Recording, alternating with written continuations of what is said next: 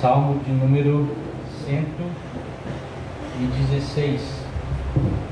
Você olhar aí no título da sua Bíblia, e eu queria te convidar, por favor, a não fechar a sua Bíblia. A gente vai caminhar por esses versículos, tá bom? Antes da gente ler e iniciar a leitura no verso 1, olhe para o verso 12, por favor. A gente tem uma pergunta. Vamos ler juntos? Verso de número 12. Que darei eu ao Senhor por todos os seus benefícios para comigo. Vamos juntos? Está aqui atrás? Vamos todo mundo ler na mesma versão.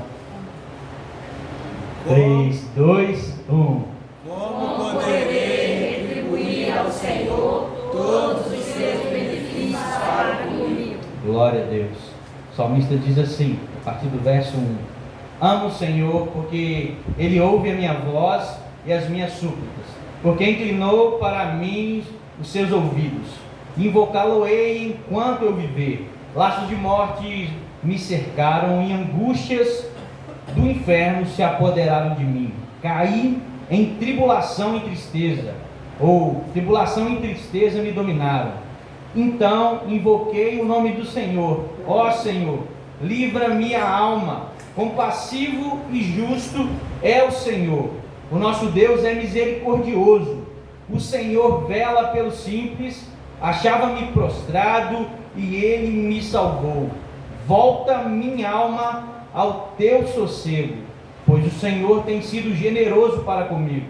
Pois livrastes da morte a minha alma, das lágrimas os meus olhos, da queda os meus pés.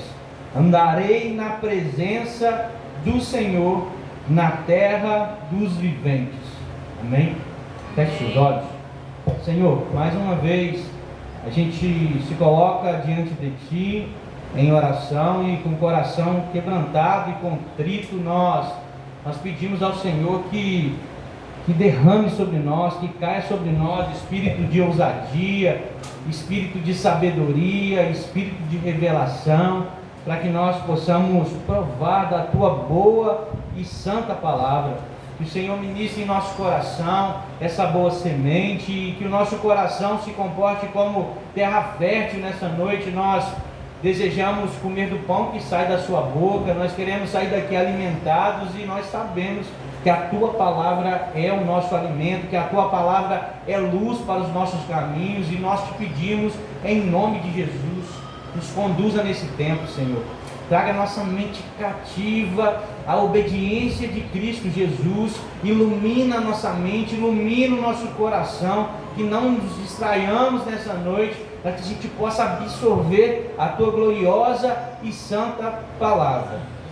Em nome de Jesus. Amém, amém e amém.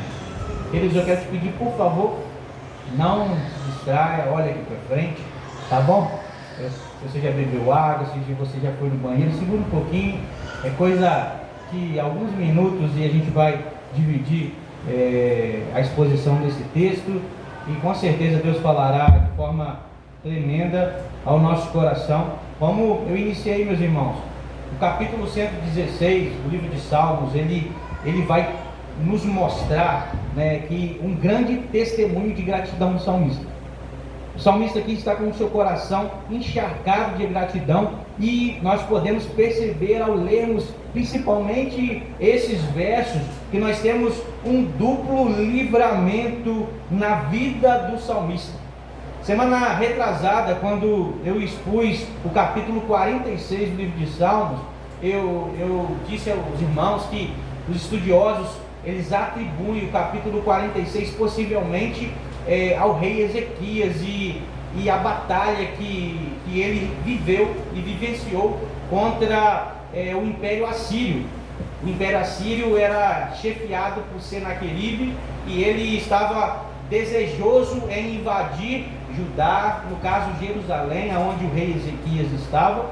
E Ezequias teve um grande livramento, não pela força do seu braço, não pelo seu poderio militar, mas Ezequias recebeu uma dádiva de Deus, porque o anjo do Senhor toca em 185 mil soldados assírios que estavam com certeza preparados para a guerra, porque eles já haviam conquistado grande parte daquela região e eles desejavam conquistar Judá, desejavam conquistar Jerusalém, e Deus dá um grande livramento.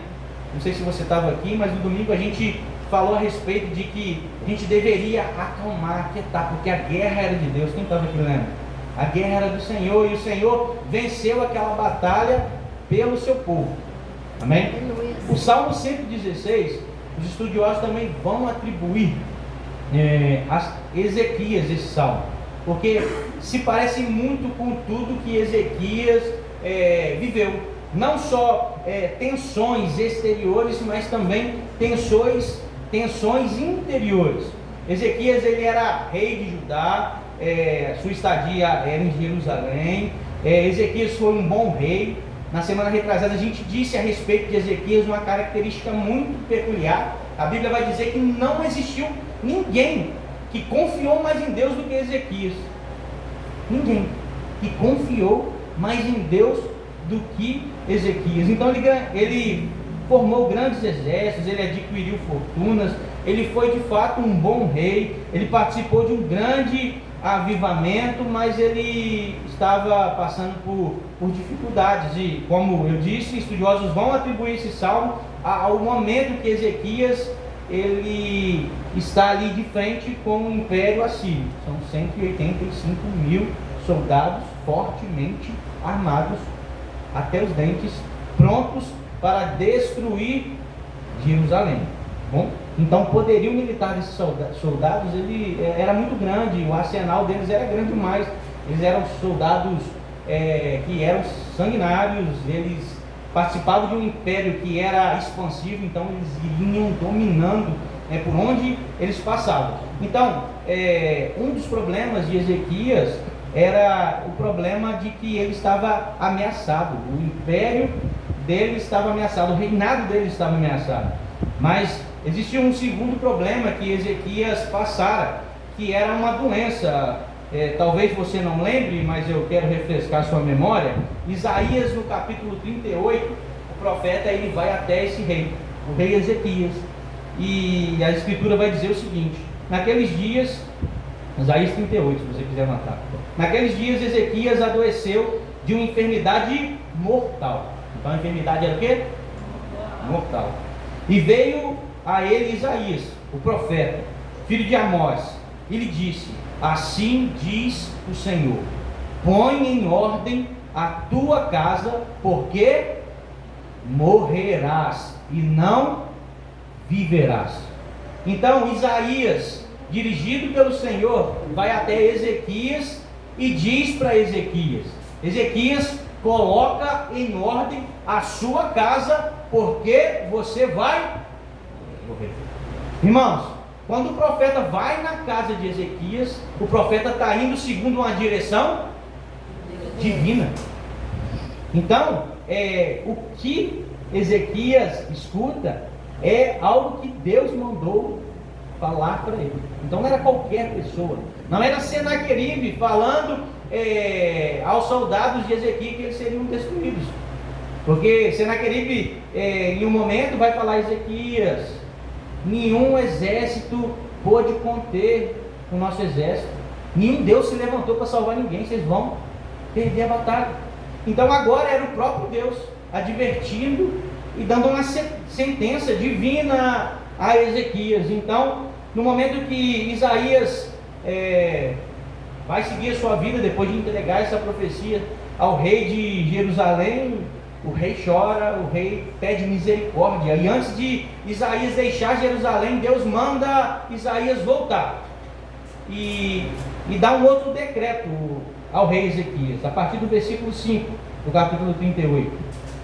Então é Deus dizendo a Isaías: vai e dize a Ezequias: assim diz o Senhor, o Deus de Davi, teu pai, ouvi a tua oração e vi as tuas lágrimas. Eis que acrescento sobre os teus dias 15 anos. e livrar-te-ei das mãos do rei da Síria, a ti e esta cidade, e ampararei essa cidade. Então, existiam dois momentos, dois problemas grandiosos sobre Ezequias. E a gente percebe isso no Salmo, a gente vai discorrer versículo por versículo daqueles que a gente leu. Então, existiam problemas exteriores, mas existiam também problemas interiores. Ezequias estava acometido de uma doença que poderia levá-lo à morte. E a gente vê aqui que Isaías, dirigido pelo Senhor, vai lá e diz: Ezequias, Deus ouviu a sua oração, ouviu o seu lamento, ouviu o seu choro. Deus está te dando mais 15 anos de vida. Por isso, o Salmo de número 116, ele é um tributo de gratidão ao Senhor. Então é a respeito de gratidão que a gente vai discorrer esse tempo, falando e refletindo a respeito das Escrituras. Ezequias tinha muito para ser grato ao Senhor, porque Deus o havia livrado do império de Senaqueribe. Deus o havia livrado de uma doença que podia o levar à morte. Glória a Deus. O coração do salmista não poderia ser outro que não fosse gratidão. O coração do salmista não poderia faltar gratidão. Hoje, se nós olharmos para a nossa vida, com certeza nós temos muito para agradecer. Mas qual é a situação do nosso coração nessa noite? O nosso coração se encontra encharcado de gratidão, irmão? Você consegue olhar para a sua vida e se reunir com os seus irmãos, igual nós estamos aqui, um domingo de noite, e entender que somos gratos? Amém. Somos gratos por todas as coisas. Aleluia. Até porque Deus nos fez filhos. Deus nos tirou do império das trevas. Deus nos redimiu, Deus nos salvou, Deus nos libertou, Deus nos curou. Deus carregou todos os nossos pecados sobre os seus ombros. E não nos faltam motivos para deixarmos de sermos gratos. Falta motivo para você, irmão? Não. Nos sobram, na verdade. E isso deve encharcar o meu e o seu coração de alegria, de gratidão e de satisfação no Senhor. E aí a gente olha para o texto aí, e a partir do versículo 1, vamos caminhar sobre o texto. O salmista vai dizer: amo o Senhor. Então a gente inicia o texto com uma grande declaração. O salmista diz ao Senhor: Senhor, eu te amo. E queridos, quem ama deve declarar amor. Vocês concordam comigo? Amém. Se você ama sua esposa, se você ama seu marido, você deve declarar a ele: meu amor, eu te amo. Quanto mais ao Senhor. E queridos, nós só podemos declarar que amamos o Senhor porque primeiro nós fomos alvos do seu amor. Porque primeiro Ele nos amou. Ele nos amou primeiro. E porque Ele nos amou, nós podemos declarar a Ele: Senhor, eu te amo. Para entendermos e sairmos daqui hoje com o coração cheio de gratidão. O que não pode sair dos nossos lábios é: Senhor, como eu te amo. Isso não deve sair do lábio do crente, irmão. Dos santos no Senhor não se pode sair essa grande declaração: Senhor, eu te amo. E eu só posso te amar porque primeiro você me amou. Primeiro o Senhor me amou. Primeiro o Senhor nos amou. Aleluia. Então não podemos falar de gratidão sem antes olharmos para esse versículo com tanto cuidado e percebermos que devemos declarar sempre a Deus: Senhor, obrigado por me amar primeiro.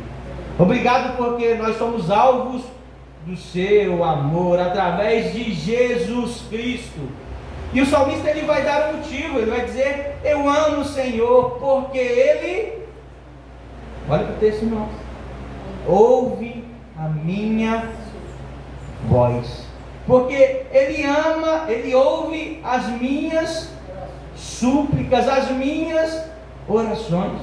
Então, esse Deus que nos ama e por isso podemos amá-lo, Ele ouve as nossas orações. Glória a Deus. Ele ouve as nossas súplicas. Obrigada, Senhor. Por vezes parece que nós estamos sozinhos e que Deus não nos ouve. Mas uma verdade bíblica ao seu coração nessa noite, meu irmão, é que Deus te ouve. Deus ouve até mesmo os seus sussurros, meus irmãos. Aleluia. Até mesmo os gemidos que são indizíveis. O Senhor, Ele nos ouve. Obrigada, Senhor. Ele colhe as nossas lágrimas e decifra cada lágrima que corre do nosso rosto. É verdade. Nós amamos a Deus e Ele ouve a nossa oração e Ele ouve a nossa súplica. E o versículo 2 vai dizer o seguinte: porque Ele inclinou para mim os seus ouvidos. Irmãos, Ele inclina para nós os seus ouvidos, porque existem momentos que nós não temos nem força para dizer palavras ao nosso Deus. Eu gostaria de trazer uma figura aqui de um paciente que está na cama, num leito de um hospital, e ele já não tem mais força para dizer o que dói ou o que está acontecendo com ele para o médico. E o médico precisa inclinar os seus ouvidos na maca e colocar o seu ouvido bem pertinho da boca do paciente, porque o paciente está falecendo, porque as forças estão se esgotando. E o versículo 2 está dizendo isso, porque ele se inclina. Porque mesmo eu fraco, mesmo eu não tendo força para dizer, esse Deus ele se inclina com seus ouvidos, pronto para nos ouvir. Aleluia. Em momentos de dificuldade, em momentos de fraqueza, o Senhor, aquele que nós amamos, Ele nos ouve. Ele se inclina para ouvir a nossa voz. E o texto vai continuar dizendo: eu vou invocar o nome do Senhor enquanto eu viver. Glória a Deus. Olha, como o salmista trabalha os tempos verbais nesse trechinho. Ele vai dizer: eu amo agora, no presente eu amo a Deus, porque Ele me ouviu. E agora ele dá um salto temporal e vai dizer assim: agora, porque Deus me ouviu, porque Deus ouviu as minhas súplicas, agora em diante, para todo sempre, eu vou invocar o nome do Senhor.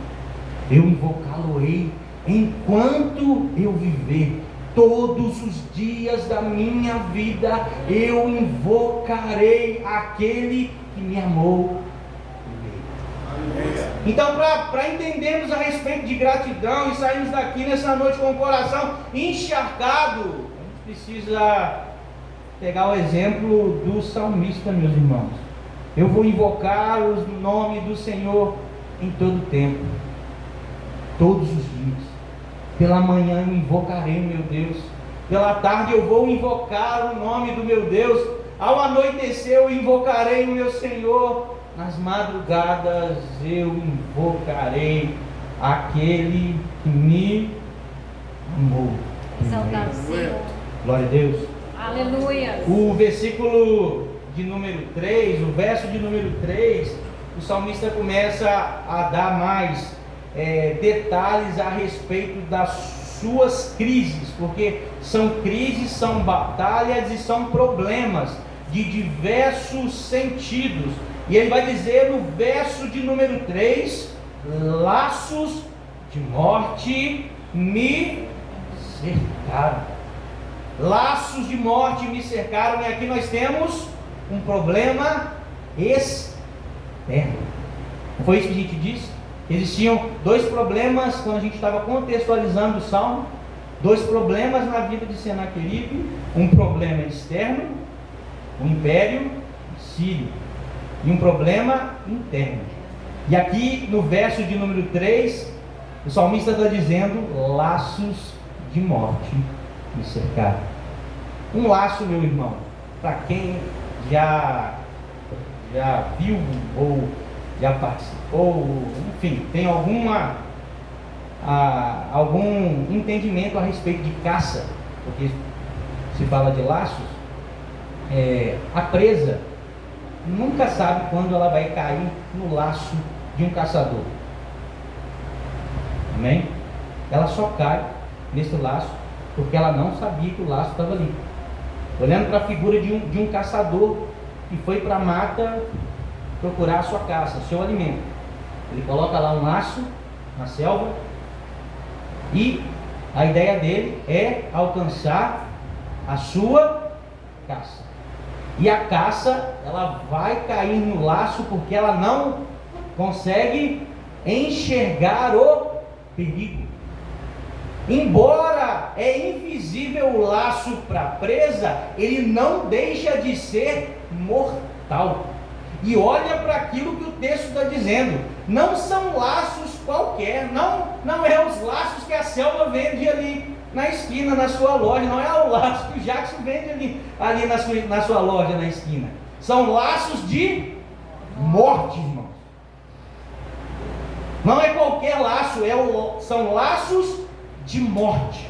Então, laços de morte cercaram o salmista. E ele não para no verso 3, porque ele vai dizer que esses laços de morte o cercaram.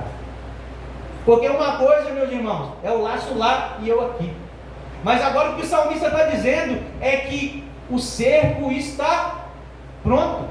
O cerco foi feito. Os meus inimigos me cercaram e agora laços invisíveis de morte querem me destruir e eu estou no meio disso. Vocês estão entendendo? Amém. Aquilo que o salmista está passando. E aí ele vai continuar dizendo, agora a respeito de problemas internos. Ele está falando, os problemas externos que eu tenho é que laços de morte me cercaram. Agora os problemas internos são: e angústias do inferno se apoderaram de mim. Caí em tribulação e tristeza. Então, perceba agora que o salmista vai dizer que além dos laços de morte, agora angústias, e ele qualifica as angústias. São angústias de que, irmão? Do inferno. Não é qualquer tipo de angústia, mas o salmista está dizendo que angústias do inferno se apoderaram de mim e assim eu caí em tribulação. O termo e a expressão tribulação significa ser esmagado como se fosse por um rolo compressor. Então o salmista está falando, existem laços de morte e problemas externos, mas também existem problemas internos. Eu caí em tribulação. Angústias do inferno se apoderaram de mim. E a angústia, meus irmãos, ela é democrática demais, porque não tem classe social, não tem idade, não tem religião, não tem nada. Não tem cultura. Vocês concordam comigo? Todos nós passamos por momentos de angústia. Mas aqui são angústias do inferno, são angústias que sufocavam a vida do salmista. Eu não sei qual é o seu problema, meu irmão, eu não sei quais são as suas lutas, se elas são externas, se elas são internas. Mas eu gostaria muito que você olhasse para o tamanho do seu Deus, porque é isso que o salmista ele faz, e o texto vai nos conduzir a isso. Depois que o salmista diz a respeito de todos os seus problemas, ele vai dizer no verso 4 algo libertador. Olha no verso 4 e me diga aí qual é a primeira palavra do verso 4. Então, invoquei. Na minha versão que vai estar o seguinte: então eu invoquei o nome do Senhor. O salmista passava por grande tribulação, externa e interna. Eu não sei qual é a sua, mas todos nós passamos por momentos de tribulação, por momentos de dificuldade. E o salmista nos ensina no verso 4: então eu invoquei o nome do Senhor. Queridos, o que me parece é que em 45 minutos do segundo tempo, quando o salmista estava no fundo do poço e parece que não havia mais esperança, existe a nós uma expressão que é libertadora. Eu estou cercado pela morte, eu estou vivendo grande tribulação. Peraí, então eu invocarei o nome do Senhor. Glória a Deus. Então eu vou invocar o nome do Senhor. Então talvez essa seja a sua situação nessa noite. Tribulação, angústia do inferno, laço de morte. Invoque o nome do Senhor. Invoque em nome do Senhor. Não importa quais são os seus inimigos, não importa o quanto você está encurralado, invoque o nome daquele que está acima de todas as coisas, meu irmão. Glória a Deus. Invoque o nome do Deus vivo. Invoque o nome do Senhor em qualquer situação, em todo tempo. Invoque o nome daquele que luta por nós, que luta por mim, que luta por você, que luta pelo seu povo. E o salmista continua dizendo: então eu invoquei o nome do Senhor. E ele vai dizer: ó Senhor, livra-me, livra a minha alma. Livra a minha alma da invasão dos assírios, olhando para o contexto do texto. Livra-me da minha doença. Traz luz à escuridão que me assola, Senhor. Vira a mesa na minha existência. Traz alívio à minha dor. Me livra dos apertos que eu estou. E existe uma chave poderosa, porque olhando para aquilo que o salmista está passando, no verso de número 5, antes do livramento, o salmista ele tem uma revelação de quem Deus é. Porque ele vai dizer no verso de número 5: compassivo e justo é o Senhor. O nosso Deus, ele é misericordioso. Então, antes que o livramento acontecesse, o que me parece é que o salmista tem um encontro com aquele que pode todas as coisas. Ele está dizendo: ó Senhor, livra minha alma. E aí ele para de clamar e diz: compassivo e justo é o Senhor. O nosso Deus é misericordioso. E a gente precisa ter no nosso espírito essa convicção, meus irmãos. Ele é compassivo. Ele sente a sua dor. Ele colhe a sua lágrima. Quantas vezes dos evangelhos vai dizer que Jesus foi movido de íntima compaixão?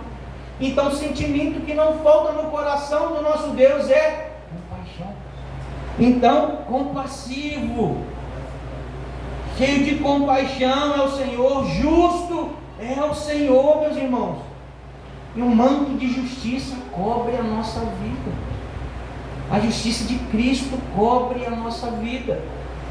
E o texto ainda continua dizendo: o nosso Deus, ele é misericordioso. Embora nós mereçamos castigo, nós não somos presenteados com castigo. Mas misericórdia é isso. Nós merecíamos castigo, mas Ele não nos castiga. Então tenha a convicção no seu espírito, no seu coração, na sua mente: justo, compassivo, misericordioso é o Senhor. E o versículo 6, o salmista vai dizer como ele estava. Ele vai dizer: o Senhor vela pelo simples. Eu achava-me, olha para o texto, eu achava-me prostrado. Eu achava-me prostrado. Perceba, meus irmãos, que o salmista não diz que ele está caído, mas ele diz que ele estava prostrado. Porque um caído levanta, mas um prostrado precisa ser levantado pela mão de outro. Então o que o salmista está dizendo aqui é que, olha só, Senhor, realmente eu estou no fundo do poço, eu não consigo nem me levantar, eu estou prostrado, me faltam forças. Me faltam forças. E ele não esconde a sua condição: Senhor, eu estou prostrado, eu não tenho força alguma em mim. E de fato, irmãos, nós estamos prostrados, nós somos prostrados. Sem o nosso Deus, sem Cristo, sem o Espírito Santo, a nossa condição é de prostração. Porque quem nos levantou foi o Senhor em Cristo Jesus. Quem nos salvou foi o Senhor em Cristo. É a justiça de Cristo sobre as nossas vidas que nos livra da ira de Deus, que é justa, irmãos. Então a nossa condição é de estarmos prostrados. Mas o salmista vai dizer: Ele me salvou. Eu estava na lona, eu estava caído, mas Ele virou a minha história. A minha mesa foi virada e Ele me levantou, Ele restaurou a minha vida, Ele me salvou quando nenhum homem poderia me salvar.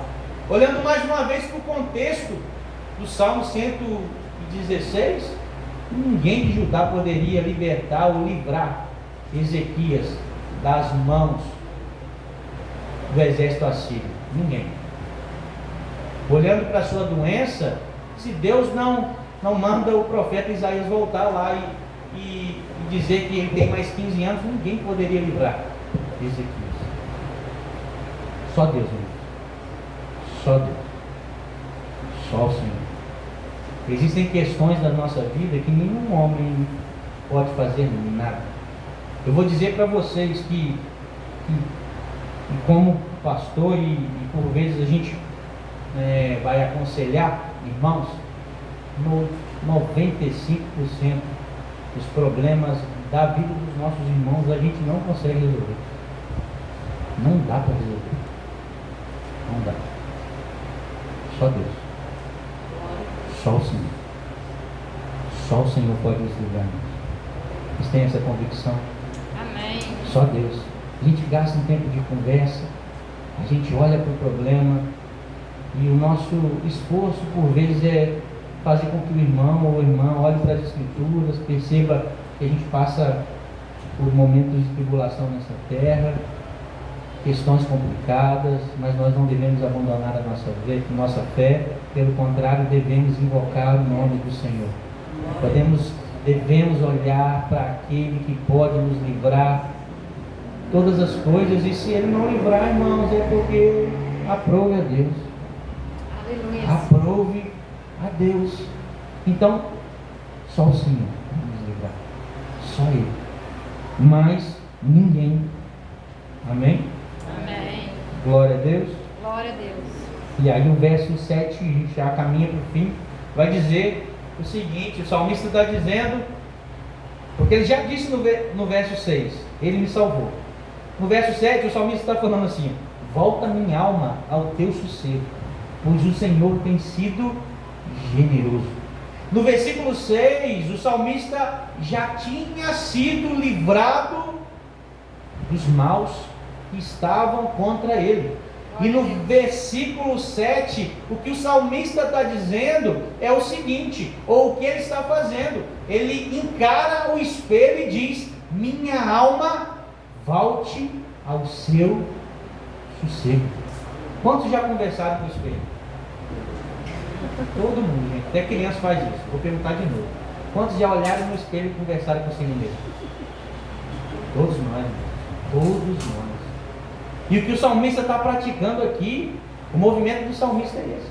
Ele está olhando no espelho e falando assim: minha alma, volte ao seu descanso, porque eu já fui liberto, porque Ele me salvou, porque Ele me livrou. Descansa, minha alma, descansa, minha alma, porque Ele tem sido generoso.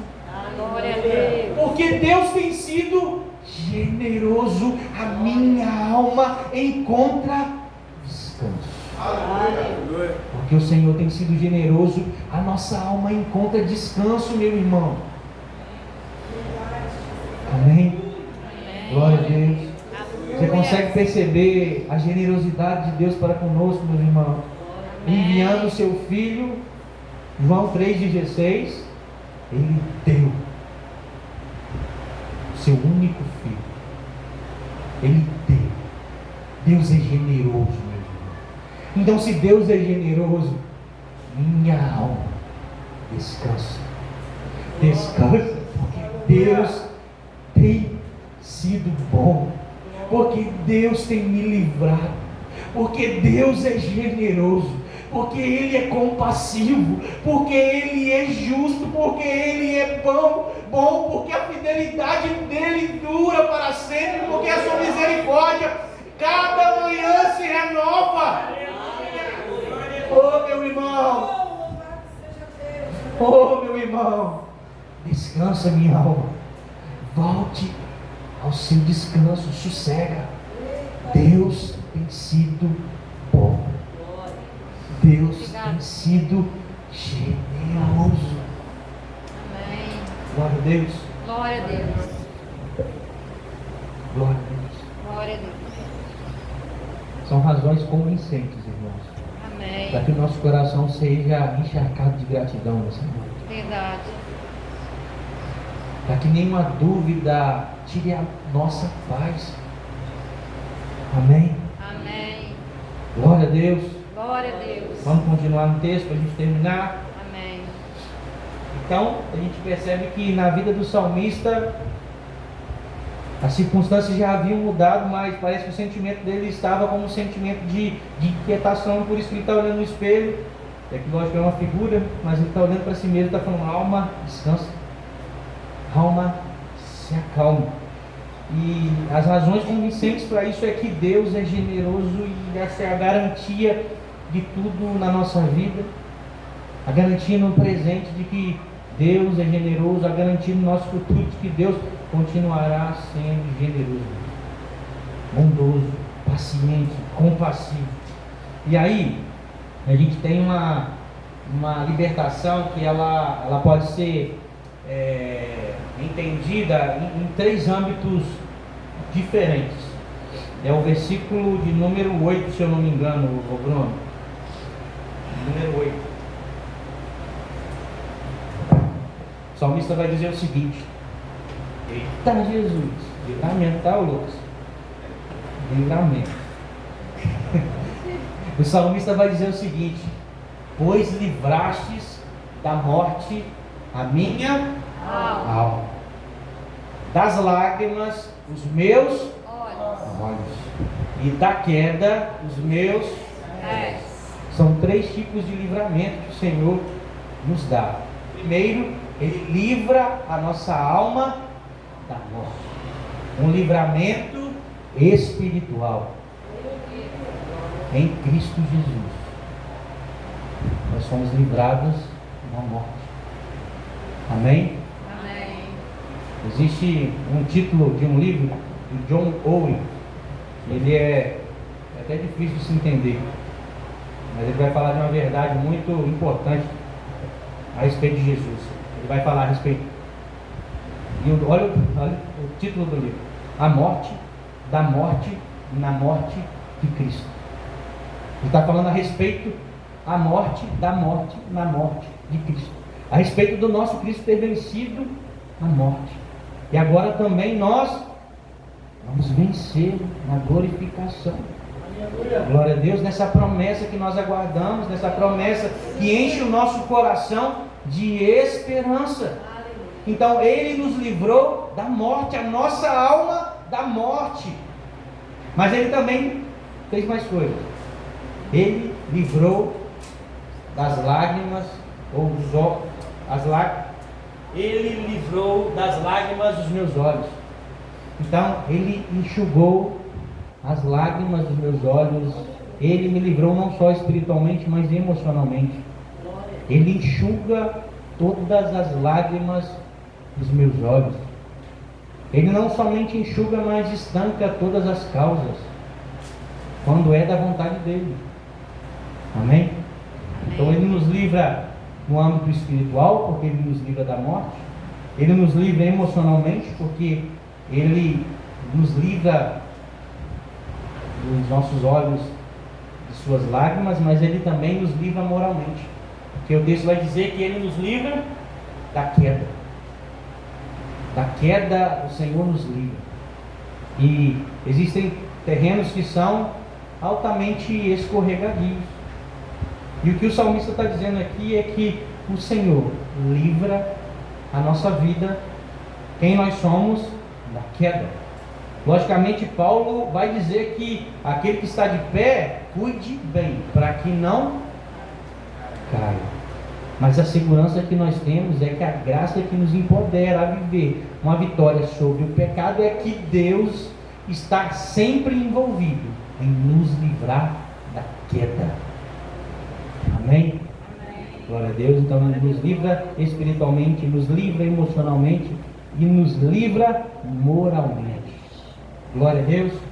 E caminhando para o fim, e a gente olha o versículo 9 como uma resposta ao livramento de Deus na vida do salmista. Ele vai dizer o seguinte: então eu andarei na presença do Senhor, na terra.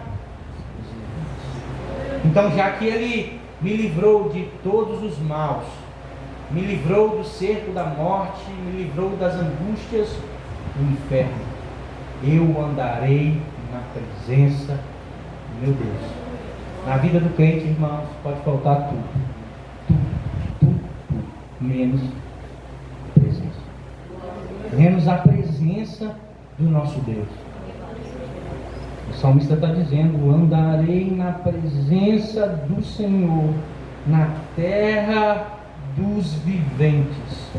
E aí, olha para o verso 12, a gente leu, antes de ler o texto, o salmista vai dizer, vai surgir uma pergunta do salmo: o que darei ao Senhor por todos os benefícios para comigo? Não é a pergunta? E aí o salmista vai dizer: eu tomarei do cálice da salvação. O que significa tomar do cálice da salvação, irmãos? Aponta para que a gente não consegue se salvar pelos nossos méritos. Então, a salvação, ela é recebida do Senhor. Então, o que darei eu ao Senhor? Eu não posso dar nada. Então eu vou tomar do cálice da salvação. O Senhor nos oferece a salvação e eu o tomo por graça. Por graça, por graça, por graça. Eu tomo do cálice da salvação. E mais uma vez o salmista vai dizer: eu vou invocar o nome do Senhor. Verso 2, o salmista diz: eu invocarei o nome do Senhor. Verso 4, o salmista diz: eu vou invocar o nome do Senhor. Verso 12, o salmista mais uma vez diz: eu invocarei o nome do meu Senhor. Cumprirei os meus votos ao Senhor na presença de todo o seu povo. Amém? Diante das lutas, que não falte gratidão no nosso coração. Que a gente tenha a convicção de que o Senhor nos amou e, em resposta, por sermos alvo do seu amor, nós agora também amamos a Ele e vamos viver para a sua glória e vamos invocar Ele em todo o tempo.